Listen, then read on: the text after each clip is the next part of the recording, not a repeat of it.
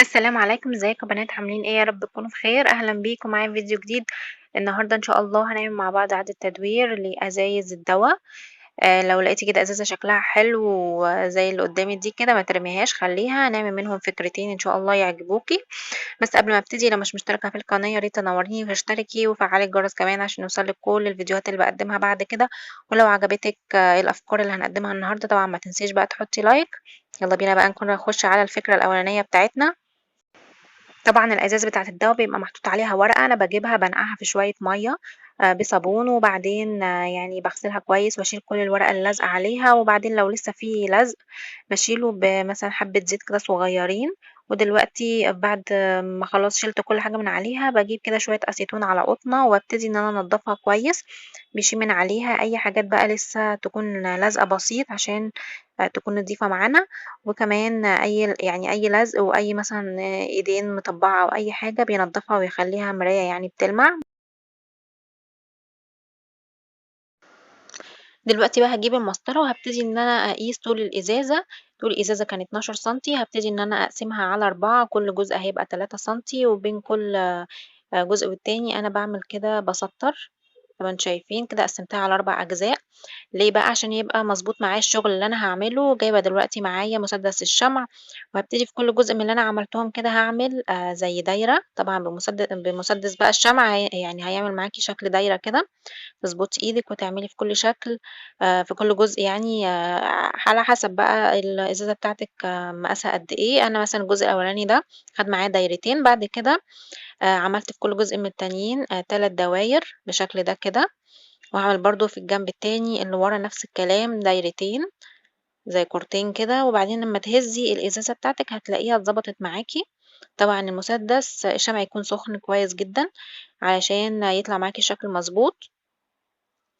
طبعًا الحاجات الزيادة اللي بتطلع دي بقى أثناء ما إحنا بنبقى شغالين بالمسدس بنشيلها في الآخر عشان ما تبوظش معانا الشكل. لو في حاجة مش مضبوطة معاكِ كده ممكن بالسكينة أو بالقطر تبتدي إن أنتِ تضبطي شكل الدايرة بتاعِك، يعني لو في واحدة مثلًا طلعت مش مضبوطة أو حاجة أو تشيليها خالص هتتشال وتعمليها من أول وجديد. بعد ما كل الدواير نشفت معايا كده باجيب ورق فويل بتاع المطبخ عادي جدًا، جدًا.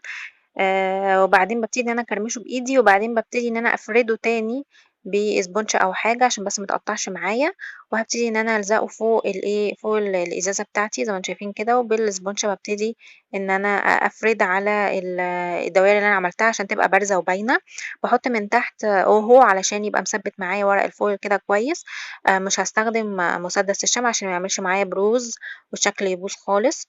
الأوهو هيبقى كويس معاكِ.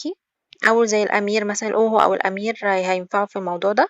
هابتدي إن أنا أعمل كده، شايفين لمّا باضغط بالإسبونشة الشكل معايا بيبان اللي هو شكل الدوريات أو الكور اللي إحنا عملناها. وطبعًا بالزق من تحت بالأوهو، أحط كده شوية من الأوهو وبافردها بالفرشة أو بإيدِك، وبعدين هابتدي إن أنا أضغط بالإسبونشة، إسبونشة أو حتى قطنة أو منديل كده يعني أي حاجة. وهابتدي إن أنا ألزق كده، وأي حاجات زايدة شوية طالعة لبرّه، حاجات مش ملزوقة كويس، هتبتدي بالقوة تحطي شوية وبعدين تفردي.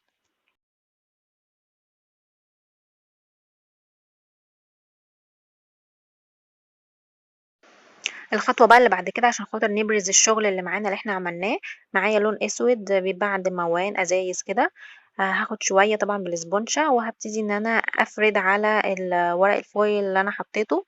هتبتدي تفردي بحيث إن أنتِ يعني يدّيكِ ضَي بسيط، مش هنغطي الشكل خالص، لأ طبطبة كده ومسح بحيث إن هو يدّيكِ بس شكل بسيط، قصدي يعني تريش كده بسيط يدّيكِ إضاءة كده ويظهر الشغل معاكِ. زي ما أنتم شايفين باحط كده شوية صغيّرين خالص يا دوبك، وبعدين بابتدي إن أنا أطبطب بالإسبونشة كده على الشكل بتاعي، كده أهو بالشكل ده، وبامسح كده بحيث إن هو يظهر بس الدوريات اللي معايا أو الكور اللي إحنا عملناها دي، ويدّيكِ ضَي بس يعني السيلفر يبقى باين كده ويبقى مدّيكِ ضَي. وطبعًا هنسيبها تنشف كويس، هي مش هتاخد وقت خالص. نيجي بقى على الفكرة التانية بتاعتنا بإزازة تانية نفس الشكل برضه. هابتدي إن أنا برضه بمسدس الشمع كده هاعمل أشكال زي ما انتم شايفين، نص دايرة، مربع. المهم إن هم يكونوا متوصلين ببعض كده بالطريقة دي، يعني نص دايرة، أشكال عشوائية يعني مش أشكال مضبوطة أوي. كده اهو نص دايرة او مربعات كبيرة وصغيرة. اعملي احجام كتير واعمليها يعني باشكال عشوائية كده، مهم يكونوا متوصلين ببعض مش مفتوحين.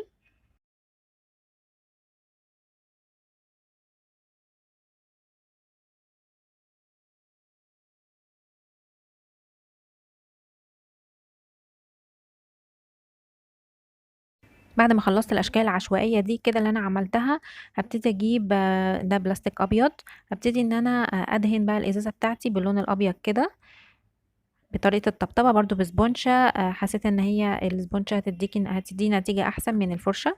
هبتدي ان انا اطبطب كده بالشكل ده عشان كمان تخش في الاركان والزوايا اللي حوالين الشكل اللي احنا عملناه بمسدس الشمع. ده هياخد معايا الازازه دي هتاخد معايا وشين مش وش واحد عشان تديني لون قوي. ده كده شكل الازازه بعد ما البياض او الدهان نشف. انا اديتها وشين، شايفين اللون بقى قوي ازاي؟ بقى ابيض كده صريح قوي جدا. معايا بقى هنا لون اسود اللي احنا كنا لسه مستخدمينه في الشكل اللي قبليه الازازه اللي قبليه. وبفرشه رفيعه، دي كانت فرشه ميك اب عندي قديمه، بيبقى يعني الشعر بتاعها ناعم وحلو. هبتدي ان انا اخد كده بصوا يعني حته صغننه جدا جدا من اللون الاسود وعلى الفرشه كده، وبمسح كمان، وبعدين ببتدي امشي بقى على الايه الاشكال اللي احنا عملناها عشان تظهرها. كده اهو هتبتدي ان انتي تلوني كده بطريقه يعني ايديكي خففيها خالص عشان اللون ما يبقاش قوي قوي، بس احنا عايزين نظهر الاشكال اللي احنا عملناها. باخد نقطه كده صغيره وبمسحها كمان بحيث ان تبقى الفرشه فيها حبه صغيرين قوي. بعد كده ببتدي ان انا امشي كده على الاشكال من كل الاتجاهات من الناحيتين.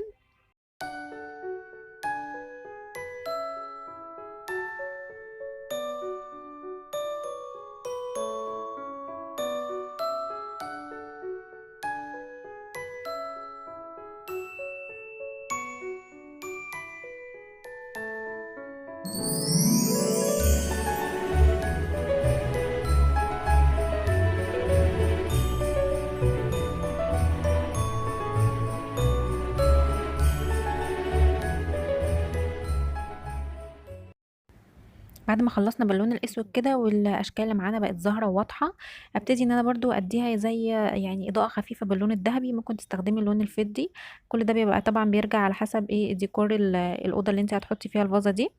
كده شايفين برضو باخد برضو حاجه بسيطه جدا على الفرشه وبمسح كمان الفرشه، وبعد كده ببتدي امشي فوق الاشكال اللي انا عملتها. بتديني كده اضاءه وبتديني لمعه ويعني بيبقى شكلها حلو جدا. هوريكم طبعا شكلها النهائي دلوقتي. طبعا دي عامله زي فازه كده الديكورات التركيه اللي هي طالعه جديده، عارفين اسعارها بتبقى عامله ازاي. شوفوا عملناها من حاجات بسيطه جدا جدا. ده كده شكلهم النهائي. شايفين شكلهم حلو جدا ازاي؟ يعني بجد شكلهم حلو قوي. عملنا شكلين مختلفين من ازايز الدواء اللي هي لونها ابيض دي. شكلها حلو قوي، عامله زي الديكورات التركي زي ما بقول لكم. الفازات والورده طبعا انا حطاها دي كنت لسه عاملاها معاكم في الفيديو اللي قبل ده على طول، اللي هو كنا عاملينها من الاكياس البلاستيك.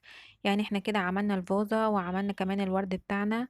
وده شكل الفاستين بتوعي، ودي شكل اللي هي لونها سيلفر. شكلها كمان حلو جدا، والحاجات البارزة اللي فيها دي برضو مديها شكل حلو. دي ورود بقى يعني جاهزة مش انا عاملاها. كده تقدري بقى تحطيهم ما تزيني بيهم، مثلا تحطيهم على المكتب، تحطيهم في المطبخ فوق التلاجة على السفرة. ده كده شكلهم في اضاءة تانية. بجد حاسة ان الاضاءة ظلمهم شوية فغيرت لكم الاضاءة. اللي هي لونها سيلفر دي بانت شوية، الاشكال اللي فيها والالوان اللي عليها وضحت شوية. يا رب كده الفيديو بتاعي النهارده يكون عجبكم. ما ترموش بقى اي ازايز دواء، يكون شكلها حلو كده وشيك وعجباكم. هنغير منها خالص ومحدش اصلا هيبقى عارف ان دي ازازه دواء تماما يعني خالص. شكلهم حلو وعاملين ديكورات حلوه. يا رب الفيديو يكون عجبكم. طبعا ما تنسوش بقى لو عجبكم الافكار تحطوا لايك على الفيديو.